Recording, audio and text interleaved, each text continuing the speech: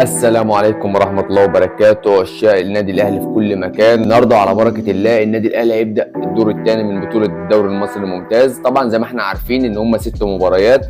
إذا أراد النادي الأهلي ولاعيبة النادي الأهلي والجهاز الفني للنادي الأهلي الفوز ببطولة الدوري العام في منافسة صعبة مع فريق الزمالك وفريق بيراميدز، لابد وأن تفوز بالست مباريات.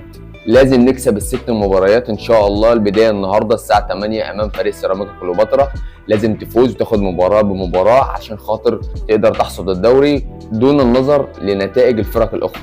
طبعا احنا عارفين ان النادي الاهلي في المركز الثالث، الزمالك في المقدمه طبعا ب 46 نقطه، ولكن لعب مباراه زياده، فهنعتبر المباراه الزياده دي ما اتلعبتش، يبقى 43 الزمالك في المركز الاول، نفس الرصيد بيراميدز 43 نقطه في المركز الثاني، ويليهم النادي الاهلي طبعا في المركز الثالث برصيد 40 نقطه، فارق 3 نقاط. اذا الاهلي فاز بالست مباريات سيفوز بالدوري دون النظر لاي نتائج ثانيه زي ما احنا عارفين، لان طبعا الاهلي هيلاعب الزمالك وهيلاعب بيراميدز، وبيراميدز هيلاعب الزمالك، والثلاث فرق هيلعبوا بعض لسه، ففي مواجهات مباشره. فالنادي الاهلي لو كسب الست مباريات ان شاء الله يقدر يفوز بالدوري دون النظر لاي حاجه ثانيه. لازم لعيبه النادي الاهلي تكون رجاله، لازم اللعيبه تكون رجاله، كل واحد يلعب بمستواه ويلعب باسمه. زيزو لعيب كبير، لو لعب بنص مستواه فقط هيقدر يشيل النادي الاهلي. تريزيجيه نفس الوضع، تريزيجيه لعيب كبير ويحترف بره ويقدر يشيل النادي الاهلي. نفس الوضع بن شرقي، اشرف بن شرقي لعيب مهاري ومن احسن اللعيبه في الدوري المصري، ولكن يجتهد اكثر ويبذل مجهود داخل الملعب. لازم اللعيبه تهين نفسها يا جماعه.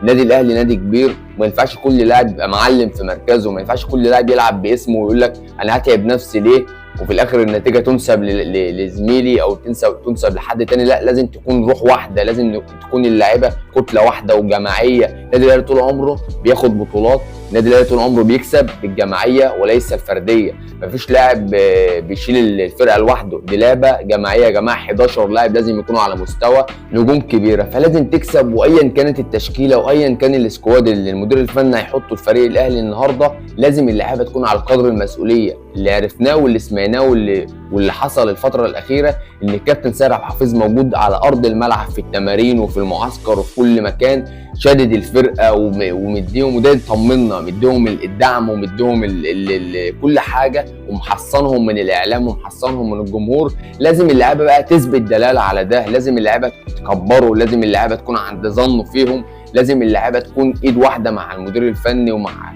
كابتن سيد عبد الحفيظ ومع كابتن وليد صلاح الدين، لازم يكون ايد واحده. النهارده التذاكر نفذت، النهارده جمهور النادي الاهلي مش سايب مكان واحد فاضي رايح وبيأزر اللعيبه، زي ما الجمهور بيعمل اللي عليه وزي ما الاداره بتعمل اللي عليها الفتره ديت. كابتن سيد عبد الحفيظ ورجل الاعمال ياسين منصور بيعملوا اللي عليهم، ومدير الكوره كابتن وليد صلاح الدين. لازم اللعيبه كمان تعمل اللي عليها، ولازم كل واحد في مكانه يبذل اقصى جهد عنده. ان شاء الله النادي الاهلي هيفوز النهارده، هيفوز النهارده، وخدوها مني وعلى ضمانتي. ومن هنا لاخر الست مباريات، وبعد نهايه الدوري هفكركم الدوري ان شاء الله في الجزيره، الدوري ان شاء الله اهلاوي، الدوري ان شاء الله للنادي الاهلي، لا جدال ولا نقاش. وشئنا ام ابينا النادي الاهلي دي لعبته، ما بيلعبش غير تحت الضغوطات. النادي الاهلي نادي كبير ويقدر يعمل المستحيل، وانا مطمن وعارف ان لعيبه الاهلي هتكون على قدر المسؤوليه ان شاء الله. في ست مباريات كؤوس ان شاء الله، اللعيبه قادره والنادي الاهلي قادر، جمهور النادي الاهلي يقدروا يحققوا المستحيل،